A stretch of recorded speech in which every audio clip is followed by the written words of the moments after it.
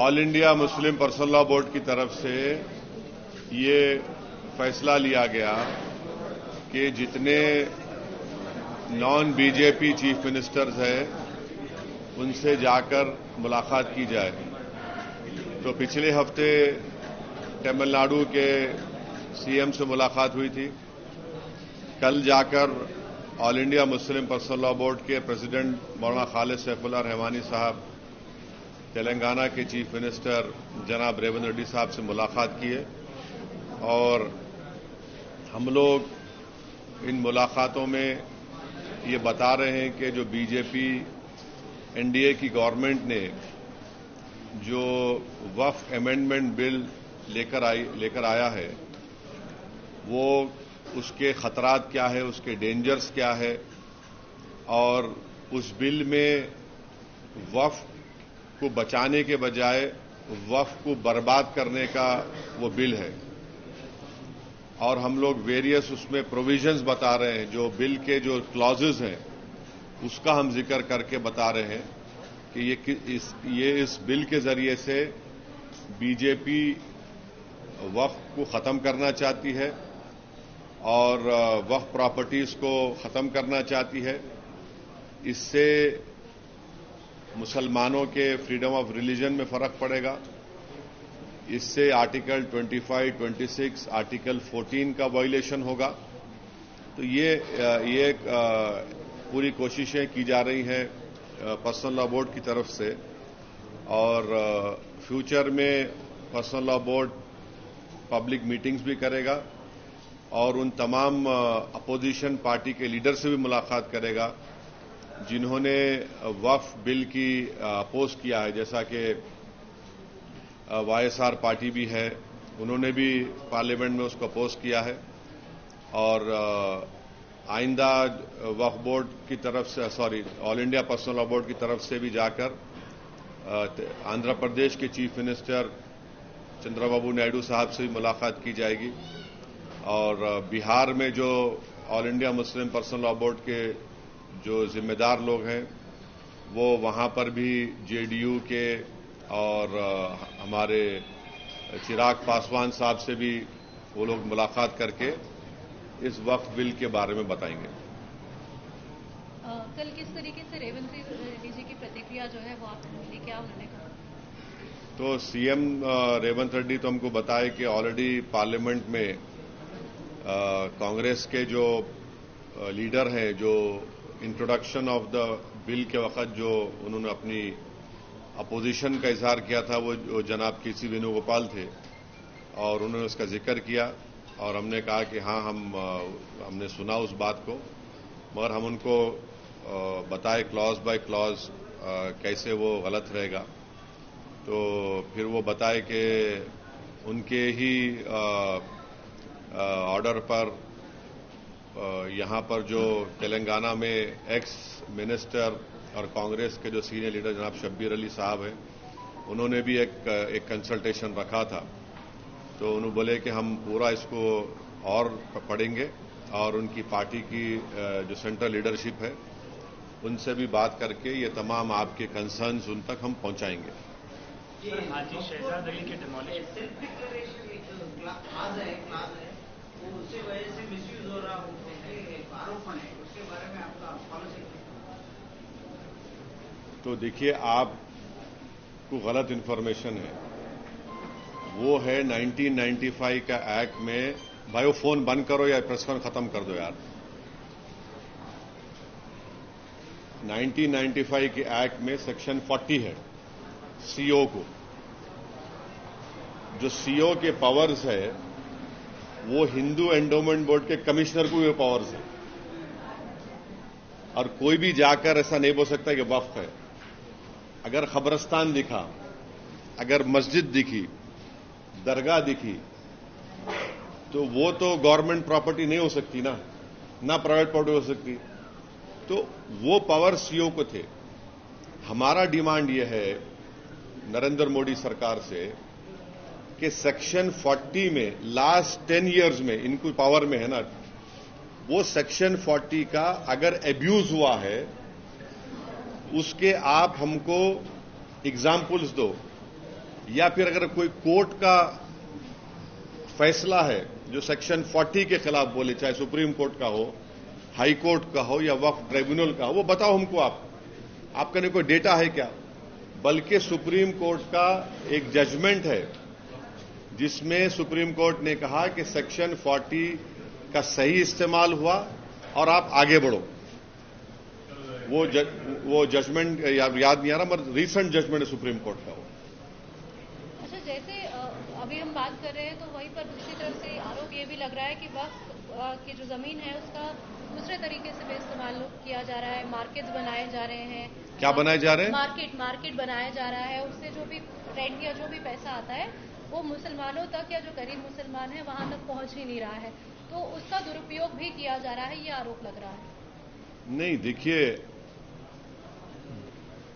आरोप लग रहा है, ये सब चीजें हो सकती नहीं हो सकती, मगर सवाल यह है कि इस प्रपोज बिल में सेक्शन 3 एक है जिसमें ये नरेंद्र मोदी की गवर्नमेंट ये बोल रही है कि सेक्शन 3 में अगर किसी वक्फ प्रॉपर्टी पर गवर्नमेंट कब्जा करके बैठी हुई है तो कलेक्टर उसका फैसला करेंगे और कलेक्टर फैसला करने के बाद उसका रेवेन्यू में रिकॉर्ड चेंज होगा और वक्फ बोर्ड को बोला जाएगा कि आपके वक्फ के रिकॉर्ड से उसको निकाल दो। तो सेक्शन 3(r)(c)(1) कुछ है। तो पहले तो यह कि कलेक्टर अपने ही केस में जज नहीं हो सकता, ये प्रिंसिपल्स ऑफ नेचुरल जस्टिस के खिलाफ है। आप कलेक्टर को बोल रहे हैं कि तुम अपना ही फैसले का जज बन जाओ, और मैं आपको बोल रहा हूं कि सच्चर कमेटी के चैप्टर 11 में वक्फ प्रॉपर्टीज का जिक्र है। उस चैप्टर में आप 11.5 बॉक्स को पढ़ो जिसमें 6 स्टेट का जिक्र है जहां पर गवर्नमेंट वक्फ प्रॉपर्टीज के ऊपर कब्जा करके बैठी हुई है, जिसमें दिल्ली के 200 प्रॉपर्टीज पर कब्जा करके बैठे हुए हैं। तो अब ये सेक्शन अगर रहेगा तो इसकी वजह से कोई भी कलेक्टर ये बोल देगा कि गवर्नमेंट प्रॉपर्टी है, और कौन सा कलेक्टर गवर्नमेंट के खिलाफ फैसला देगा? बताओ आप, कौन सा कलेक्टर देगा? और तीसरी बात यह है कि सुप्रीम कोर्ट के कई जजमेंट्स है जहां पर सुप्रीम कोर्ट ने कहा कि कलेक्टर और रेवेन्यू किसी को टाइटल बेस्टो नहीं कर सकते। तो अब रेंट का आप बोल रहे ना, यकीनन रेंट बढ़ना चाहिए। तो सच्चर कमेटी में एक रिकमेंडेशन था कि पब्लिक प्रेमिसेस एविक्शन एक्ट वक्फ पे लागू करो, वक्फ बोर्ड पे। आप लागू नहीं कर रहे हैं, आप लागू कर दो ना भाई, उसको दे दो आप। और इसी आपके सवाल से रिलेटेड एक बात है कि जैसा हिंदू एंडोमेंट बोर्ड को समरी इविक्शन पावर्स है, कमिश्नर ऑफ एंडोमेंट को, असिस्टेंट कमिश्नर को, वो स्टेट वक्फ बोर्ड को नहीं है। आप समरी इविक्शन पावर्स दो हमारे को, ताकि एनक्रोचमेंट निकाल सकें, ताकि जो किराया नहीं दे सका उन पर एक्शन ले सकें, या कम किराया दे रहा है।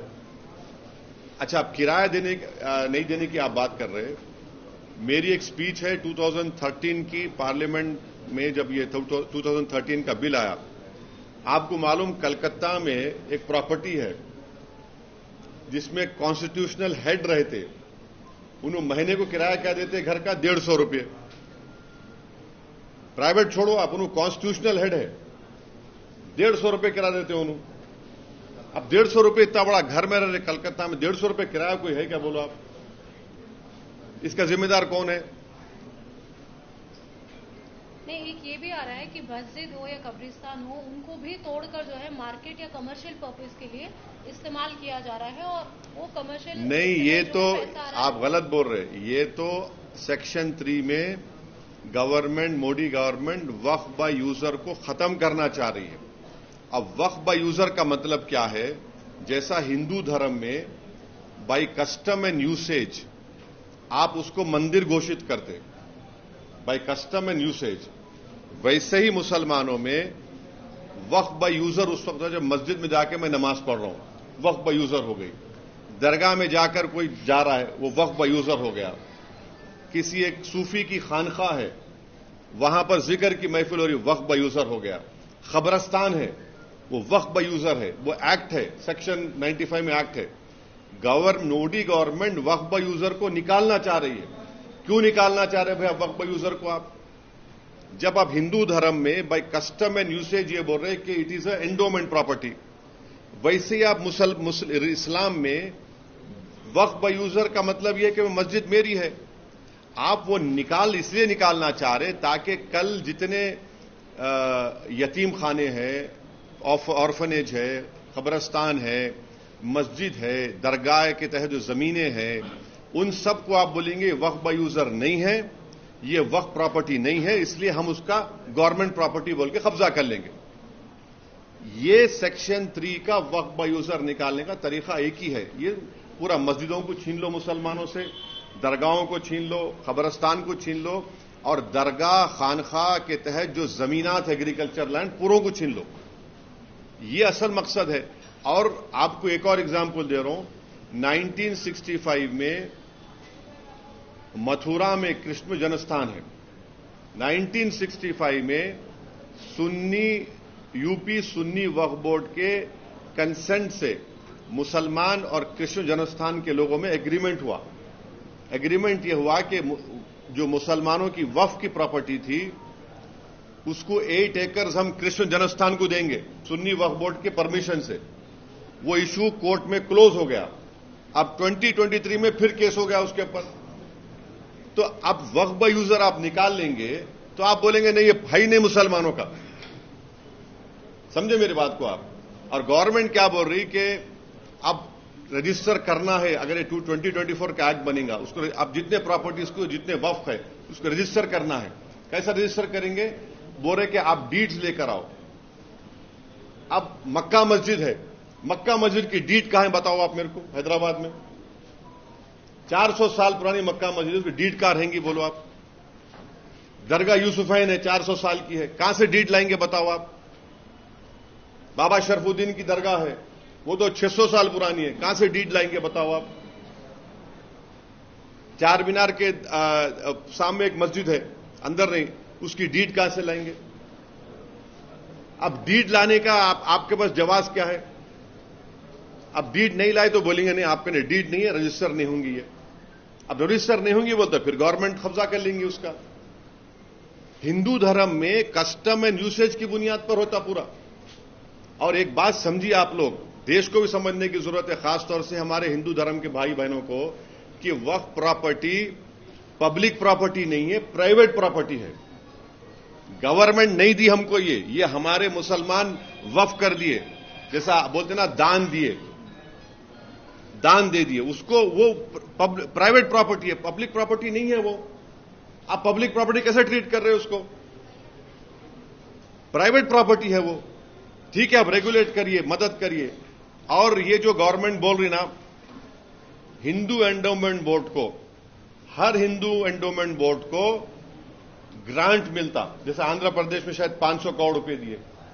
यहां वक्फ बोर्ड को क्या ग्रांट दे रहे बताओ? पूरे इंडिया में 32 वक्फ बोर्ड्स है। कौन सी स्टेट गवर्नमेंट वक्फ बोर्ड को ग्रांट दी बताओ आप? एक पैसे का ग्रांट नहीं देते आप, ग्रांट ही नहीं है।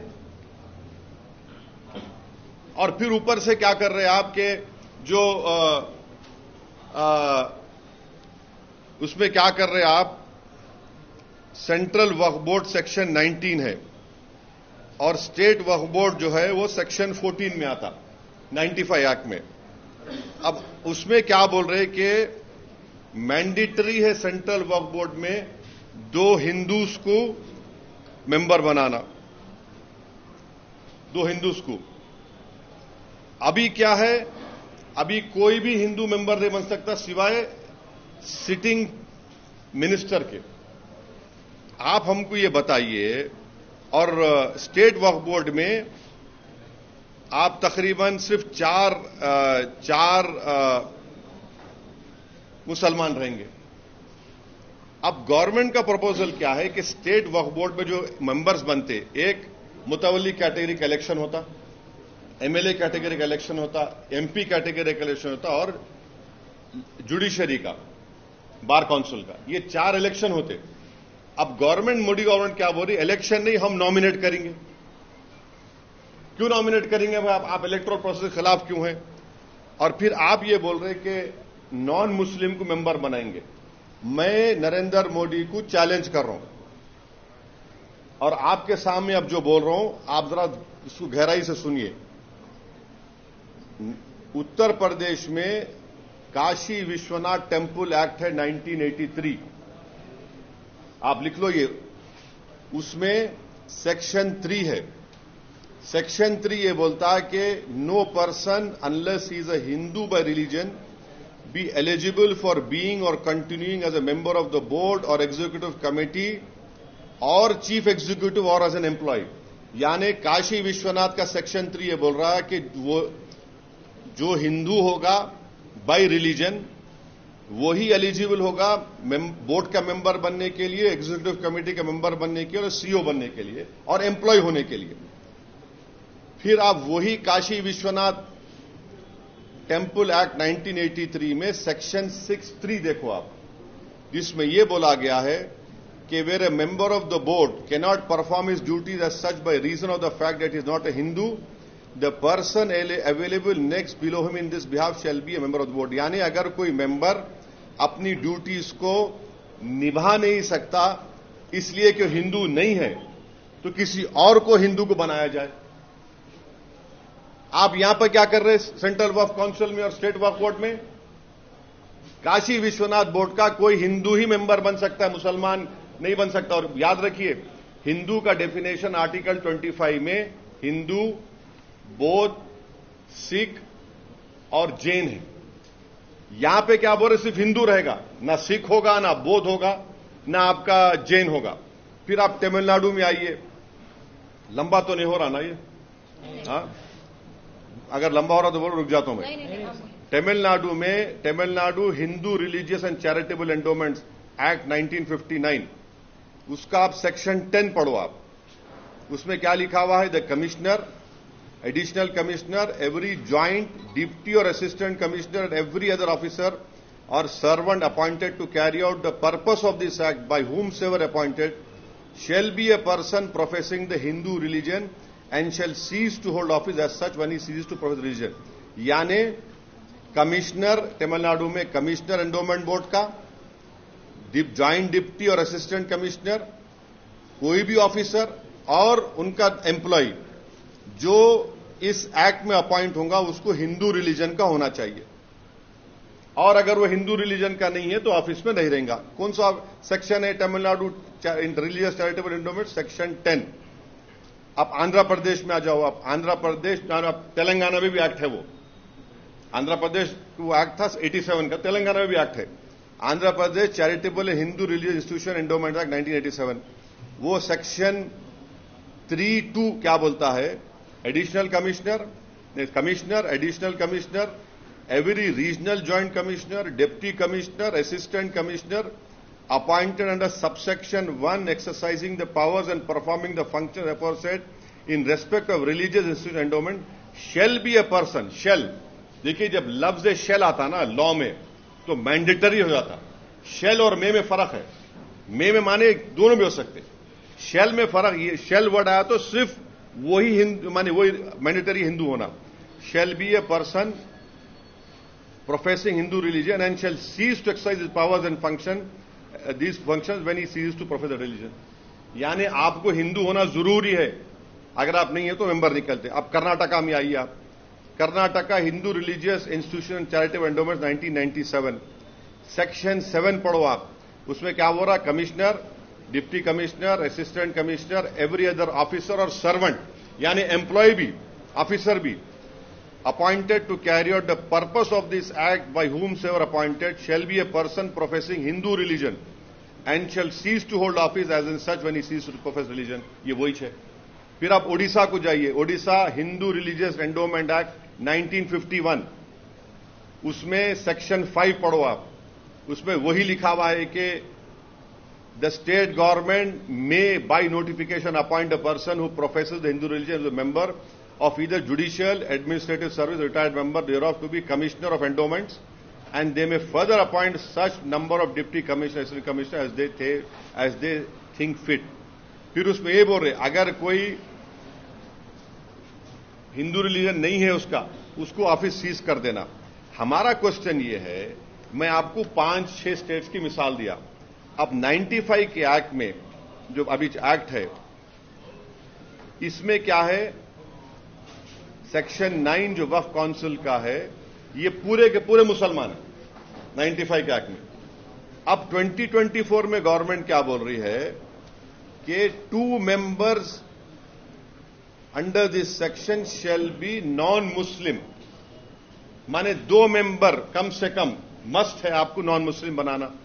ये वायलेट करता आर्टिकल 15, 25, 26, 29 कॉन्स्टिट्यूशन। डिस्क्रिमिनेशन है, ये कंप्लीट डिस्क्रिमिनेशन है। अब आप आ जाइए स्टेट वक्फ बोर्ड पे, 90 जो स्टेट वक्फ बोर्ड सेक्शन 14 है 1995, जिसमें पूरे मेंबर मुस्लिम हो सकते, पूरे मेंबर मुस्लिम होते। अब इन्होंने क्या कर दिए, यहां पर क्या कर दिए, खाली 4 कर दिया स्टेट वक्फ बोर्ड में। हमारा बोलना यह है कि भाई साहब, जब काशी विश्वनाथ के एक्ट में, हां, फिर आपके तमिलनाडु के Hindu religious charitable endowments act 59 में, आंध्र प्रदेश के charitable Hindu institution endowment act 1987, Karnataka के Hindu religious institution charitable endowment 1997, Odisha के 1951 एक्ट में, इन सब में बोला जा रहा है कि commissioner, assistant commissioner, CO, employ तक हिंदू होना। आप क्यों हमारे पीछे पड़े हुए वक्फ बोर्ड के? अब ये बताओ आप, ये नाइंसाफी नहीं है तो क्या है? तो इस बिल में वक्फ बोर्ड को, वक्फ प्रॉपर्टीज को बचाने के बजाय बर्बाद करने का तरीका है ये। आपको और एक मिसाल दे रहा हूं, आप जाकर सेक्शन 52 ऑफ 95 एक्ट पढ़ो, जिसमें यह बोला गया, अगर आज कोई आदमी वक्फ प्रॉपर्टीज को इलीगली बेचता है या चोरी करता है, उसको एक्ट में लिखा गया 2 years रिगरस इंप्रिजनमेंट। आप हिंदी पिक्चरों में देखे होंगे, डायलॉग आता क़ैद बामुशक्कत। अब क़ैद बामुशक्कत को करके सिंपल इंप्रिजनमेंट कर दिए, सिंपल इंप्रिजनमेंट कर दिए। कौन सा वक्फ का बचा रहे आप? फिर वो नॉन बेलेबल था, इसको बेलेबल कर दिया आप। ये कौन सा वक्फ प्रॉपर्टीज को बचा रहे? आप तो बर्बाद करना चाह रहे। अब पार्लियामेंट के सामने मस्जिद है, पार्लियामेंट के राइट सामने, जिसमें फखरुद्दीन अली अहमद की खबर है। अब कल कोई जाकर पूछे कि भाई इसका डीड बताओ, कहां की डीड निकलेंगी? डीड कहां निकलेंगी? डीड नहीं निकलेंगी। आप बोलेंगे वक्फ बाय यूजर नहीं है, गवर्नमेंट प्रॉपर्टी है। खबरस्तान को जाके बोलेंगे डीड निकालो। अब जितने खबरां हैं, वो हजरत ईसा अलैहिस्सलाम बोलते थे खुम बेइज़्न अल्लाह, बोलते मैं तो नहीं बोल, कोई नहीं कर सकता वो। अब वो खबरों में से कौन पुकार के बोलेंगे हाँ हमारे डीड है बोल? कौन बोलेगा? बोलो आप। यतीम खाने हैं, आप बोलेंगे दरगाहें हैं, कहां से लाके देंगे? तो ये सेक्शन 3 वक्फ बाय यूजर का असल मकसद क्या है कि मुसलमानों से उनकी मस्जिद, दरगाहें, कब्रस्तान, यतीम खानों को छीन लेना। तो ये एक्ट में वक्फ के प्रोटेक्शन का कोई चीज नहीं है। सब झूठ बोल रहे बीजेपी वाले। सिर्फ वक्फ को बर्बाद करना उसका मकसद है। मैं आपको जितने सेक्शंस बोला हूं ना, आप जाकर पढ़िए। अगर मैं एक भी झूठ बोल रहा हूं तो आके मेरे पकड़ लो आप मेरे को। तो ये आप क्या कर रहे हैं भाई? हां, आप हमारे को समरी एविक्शन पावर्स दो, पब्लिक प्रेमिसेस एक्ट में हमको डालो आप। और आपको मालूम, दिल्ली में 123 प्रॉपर्टीज को ना इंदिरा गांधी के जमाने में दिल्ली वक्फ बोर्ड को दे दिया गया था। 1984 में कोर्ट स्टेटस को का ऑर्डर दिया। हम 2024 में हैं, 30 साल हो गया, उस स्टे को विकेट नहीं करा सके। 84 से 2024 तक एक मामूली स्टे को विकेट नहीं करा सके आप बोलते मुसलमान ऐसा कर रहा, मुसलमान वो कर रहा। अरे सरकार तुम्हारी है ना बाबा, तुम्हारा प्रधानमंत्री है, तुम्हारा मंत्री है। मुसलमान का तो कोई ना प्रधानमंत्री है ना कुछ भी। हम तो खाली वोट डालने वाली मशीन है, एटीएम है। हम तो दूध देने वाली गाय है, हम भैंस है। हम 84 से एक स्टे विकेट नहीं कराया आप, और हमारे को बोल रहे आप। तो ये है इस एक्ट में, ये मोटा मोटा आपको समझाया मैं। तो इसलिए आज पूरे मुसलमानों में, इंडिया के मुसलमानों में गम है, गुस्सा है। और पूरा मुसलमानों में बात जा चुकी है कि नरेंद्र मोदी मुसलमानों से वक्फ की प्रॉपर्टीज को छीनना चाह रहे, मुसलमानों के मस्जिदों को छीनना चाह रहे, कब्रस्तानों को छीनना चाह रहे, एग्रीकल्चर जो वक्फ लैंड है उसको छीनना चाह रहे। वक्फ के बचाने के नाम पे वक्फ को बर्बाद करने का काम नरेंद्र मोदी और उनकी सरकार कर रही है। हमको बताइए आप कैसे ये इसको काबिल कबूल होगा। और हम तो गवर्नमेंट से बोलेंगे कि आपको हम बार बार बोल रहे हैं कि आप इन चीजों को सोचो। आप जिस तरीके से आप लैटरल एंट्री को वापस लिए, जिस तरीके से आप दलित के क्रीमी लेयर को वापस ले जा रहे हैं, इस तरीके से इस कानून को भी वापस लो। आप कैसे 17 करोड़ मुसलमानों की ये प्रॉपर्टीज को कैसे छीनना चाहेंगे? आप क्यों छीनना चाह रहे हैं आप? असद जी, एक सवाल ये भी उठता है कि 1954 के जो है वो भी दस्तावेज दिखा रहे हैं। लोग हैं, कुछ मुस्लिम बहुल इलाके हैं, वहां पर भी जो मुस्लिम गरीब मुसलमान हैं उनके जमीनें हैं, उनका ये कहना है, और उनके बाप दादा से वो जमीनें हैं जो तब तक देखिए नहीं, देखिए 1954 के डॉक्यूमेंट्स है, उन्हें कब्जे में है। लेकिन नहीं, एक मेरे सवाल, उन्हें कब्जे में है, कब्जे में है उन्हें। नहीं, अरे बोलो ना, है ना कब्जे में? शर्माओ को आप। नहीं, मैं तो पूछ रही हूँ। नहीं, पूछो नहीं, सुनिए, आप कब्जे में है नहीं है 54 से, है ना कब्जे में? मैं आप मेरी बात को सुनो। आप बोलो, सुनो मैं क्या बोल, है कब्जे में उन्हें, है ना? कब्जे में है ना? उन्हें जब कब्जे में है तो डर किस बात का?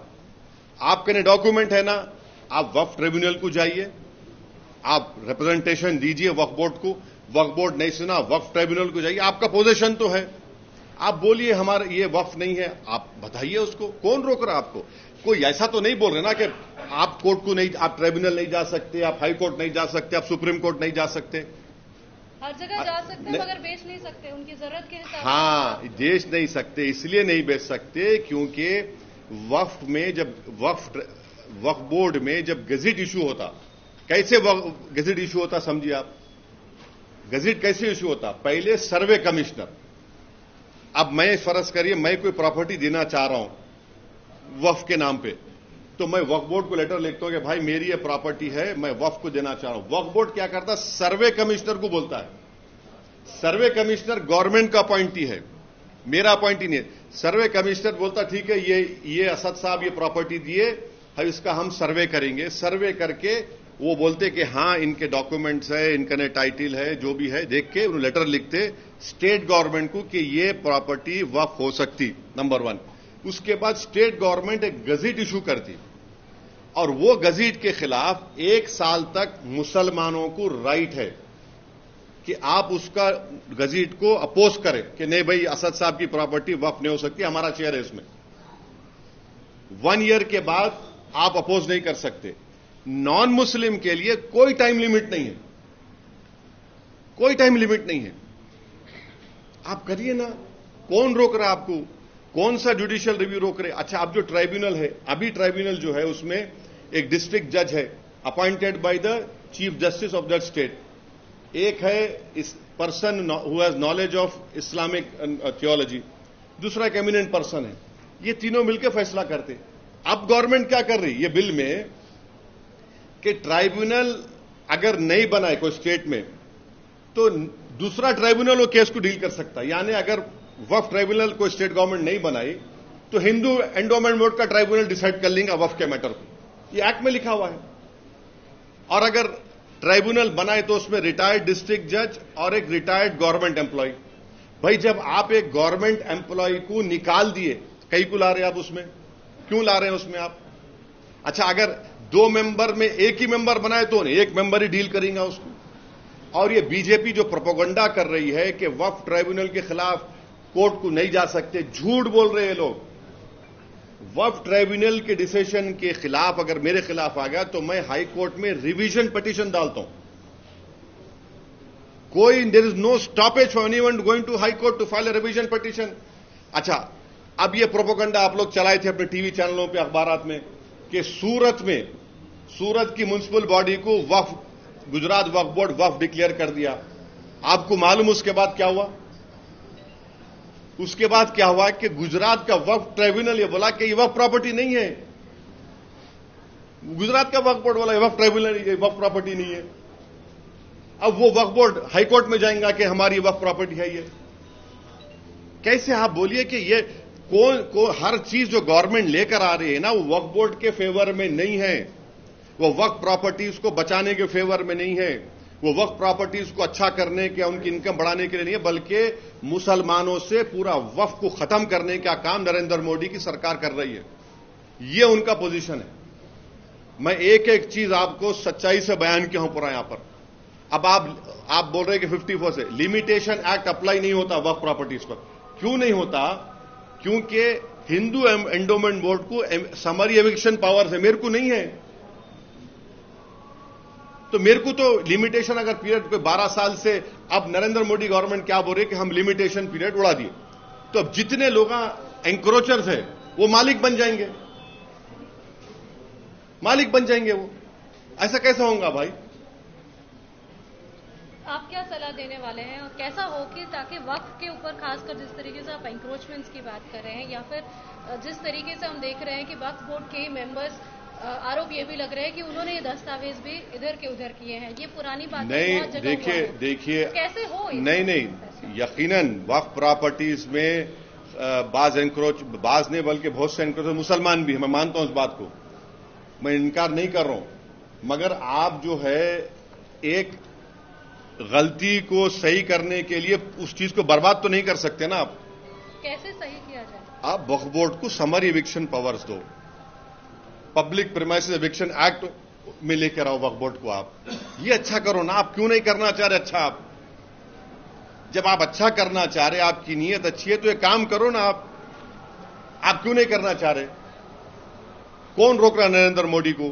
आप संविधान को लेकर चूमते, अरे वही संविधान में तो आर्टिकल 14, आर्टिकल 15, आर्टिकल 25 पुकार के आपको बोल रहा है ये कानून गलत है आपका, ये बिल गलत है आपका।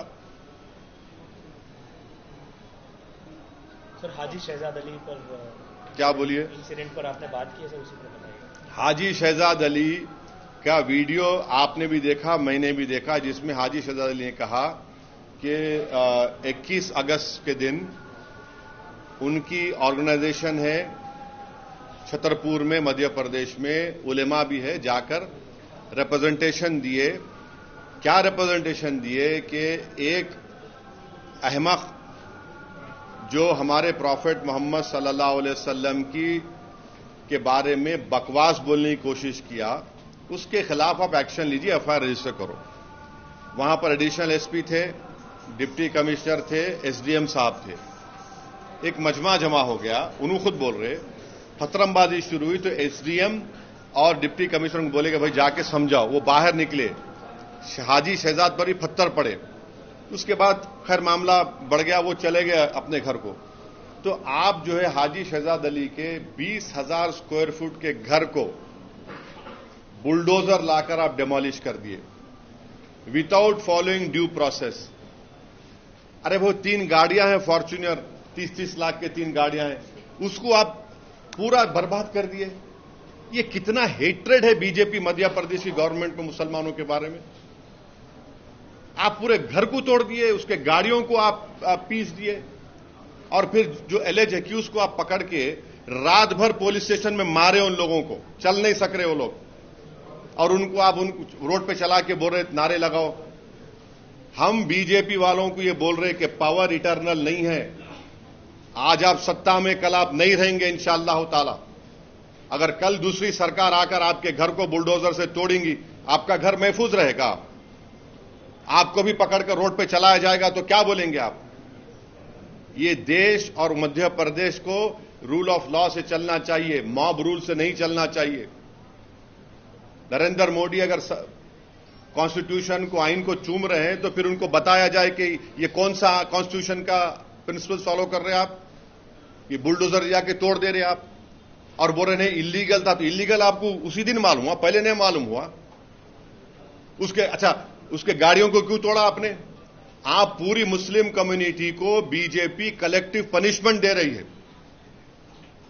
और जो लोग आज सत्ता के नशे में, गुरूर में आकर बुलडोजर से मुसलमानों के घरों को तोड़ रहे हैं, याद रखो गरीब की बद्दुआ तुम लोगों को बर्बाद करेंगी।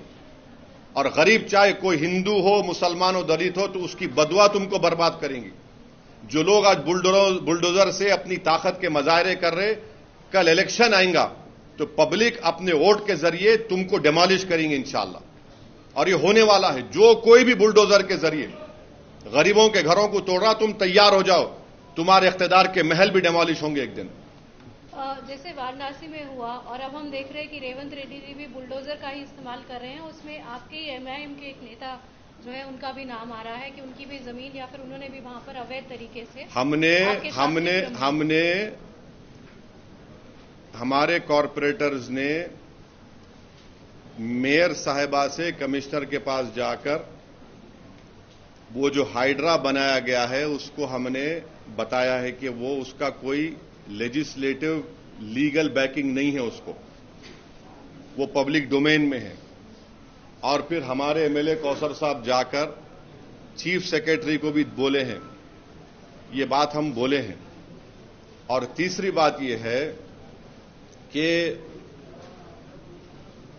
जीएचएमसी का जो ऑफिस है, अभी जीएचएमसी का ऑफिस है ना, तो हम लोग जो है हमारे स्कूल में जब हम लोग बस में जाते थे, हैदराबाद पब्लिक स्कूल को बस में जाते थे, मेरे को अच्छी तरह याद है हमारी जो बस होती थी वापसी में ऐसा आती थी, या फिर कभी कभी मैं पब्लिक स्कूल को जाता था बस पकड़ के, एक बस नंबर 7 होती थी, अभी भी होंगी, डबल डक्कर में बैठ जाता था मैं, ऊपर बैठने का बड़ा शौक था मेरे को। हाँ, वो लिबर्टी से जाती थी, लिबर्टी से टैंक बन जाती थी। वहां पर जहां पर जीएचएमसी का ऑफिस है वहां पर एक वाटरफॉल था, मैं ही देखा सो हूं। नेकलेस रोड एफटीएल पर है, तोड़ो उसको आप। नेकलेस रोड एफटीएल पे है, बोल रहा हूं मैं आपको, तोड़ते आप उसको? तोड़ना चाहिए ना भाई, कौन रोक रहा आपको? एफटीएल है, सीसीएमबी का गवर्नमेंट ऑफ इंडिया का ऑफिस है हिमायत सागर के पास, बना लिया आप, गवर्नमेंट ऑफ इंडिया का है। तो ये हमारा ऑब्जेक्शन इस बात पर है, ये हमारा ऑब्जेक्शन इस बात पर है। और फिर जहां पर निजाम के जमाने में जब उन्होंने हुकूमत थी उनकी, तो उन्होंने एक उसको क्या बोलते, टोन बोलते, क्या बोलते हो, पत्थर को, हाँ नहीं, वो स्टोन्स लगाते थे कि ये एफटीएल है, स्टोन्स लगाते थे, अभी भी है वो, देख लो आप जाके। ये है हमारा, हम तो चीफ सेक्रेटरी मैडम को भी बोले, मेयर साहिबा को भी बोले, अब वो गवर्नमेंट देखना उसको। आपको लग रहा है कि एफटीएल में जितनी भी हैं उनको तोड़ा जाना चाहिए? आपने देखिए, आपके सवाल का जवाब इतना ही दे रहा हूं मैं, जो मैं भी दे चुका। और कुछ पूछना है? सर, ये रुकन-बिन-दौला लेक जो है ना, 1863 लेक, उसमें सारे स्ट्रक्चर्स अभी एफटीएल के अंदर है। मैं आपको रिक्वेस्ट सुनिए,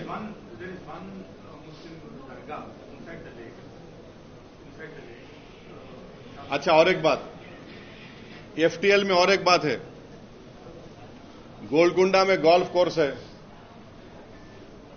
एफटीएल में है। अब कितने लोग गोल्फ खेलते हैं, मैं तो जिंदगी में मेरे को मालूम ही नहीं गोल्फ क्या होता, एफटीएल में है। आप देख लो, वो जाके देखो आप, गोल्फ कोर्स एफटीएल में है। अच्छा, कितने आईएएस आईपीएस ऑफिसर जाके खेलते, टिक टिक टिक टिक, वहां पे 3-3 घंटे खेलते आईएएस आईपीएस अफसर वहां पे, वही गोल्फ कोर्स में। फोटो निकाल के डालता हूं मैं, अब कौन से आईएएस आईपीएस और खेलते गोल्फ कोर्स वहां पे, 4-4 घंटे खेलते गोल्फ। का खेलने गए तो 3 घंटे खेलना पड़ता, एक होल क्या क्या रहता वो लंबा होता। भाई क्या हो रहा है फिर? ये वो दरगाह क्या बोल रहे आप? हाँ उसमें एक स्ट्रक्चर है, दरगाह। हाँ,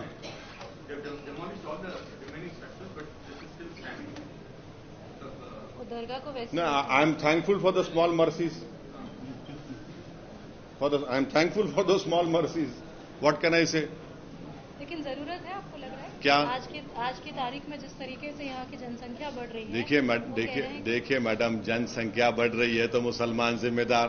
अरे छोड़िए ना, अरे छोड़िए ना, ये क्या की जरूरत है? अब देखिए, हमारा जो पार्टी का स्टैंड है, हम मेयर साहिबा को, चीफ सेक्रेटरी मैडम को हम दे चुके हैं। अब उनको डिसाइड करना है। अब गवर्नमेंट जो फैसला ले रही है वो गवर्नमेंट ले रही है। हम तो यही बोलेंगे कि हम जो दिए आप रिप्रेजेंटेशन का एग्जामिन कर लो आप। ऐसा पता चल रहा है कि नीतीश कुमार और चंद्रबाबू नायडू ने इन प्रिंसिपल ये अमेंडमेंट बिल को अपोज कर रहे हैं। आप रिपोर्टेड देखिए, I cannot speak for both of these political party और these leaders. It is for them to say, but definitely the TDP MP when he stood up in the parliament, Mr. Balayogi's son, late Balayogi's son, he said that this should be referred to a committee. That is on record, he said. But I cannot speak for them. It is वो party है, वो लोग बोल सकते हैं अपने बारे में। Would you like to say to them? अरे हम तो उनसे यही बोलेंगे कि ये जो चीजें बताया हूं मैं, ये आप इस पर गौर करिए।